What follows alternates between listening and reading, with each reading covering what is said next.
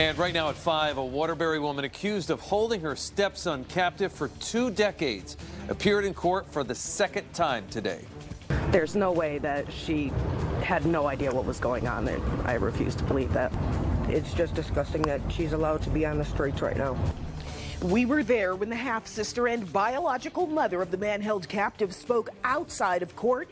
The News at 5 starts right now. Good evening. Thanks so much for joining us here for the News at 5. I'm Keisha Grant. And I'm Mike Haida. Kimberly Sullivan entered a Waterbury Superior Court today for yet another hearing. State prosecutors are looking to add a condition to her release now in the form of a GPS monitor since she's out on bond. NBC Connecticut's Amanda Pitts has been covering the story from the very beginning. She joins us now outside the home where Sullivan is accused of holding her stepson captive for 2 decades. Amanda.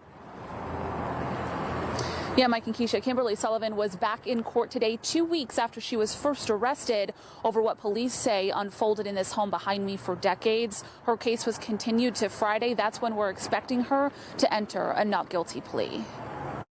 Kimberly Sullivan walking back into a Waterbury courtroom Wednesday, ushered inside by her attorney, her appearance lasting all of 50 seconds. The state gave notice to Attorney Cloris today that it plans on filing a motion to modify the conditions of release or request the court to do so. And it's my understanding they wish to add some type of electronic monitoring or GPS bracelet. In an 11-page arrest warrant, Sullivan's stepson accuses her of decades of abuse and neglect until he set a fire last month to escape, saying he was locked in a room for decades with little food and water, only allowed out to do chores. Sullivan's attorney, Ionis Kaloidis, says the allegations are just that. Those allegations are serious, but those allegations are made by one person.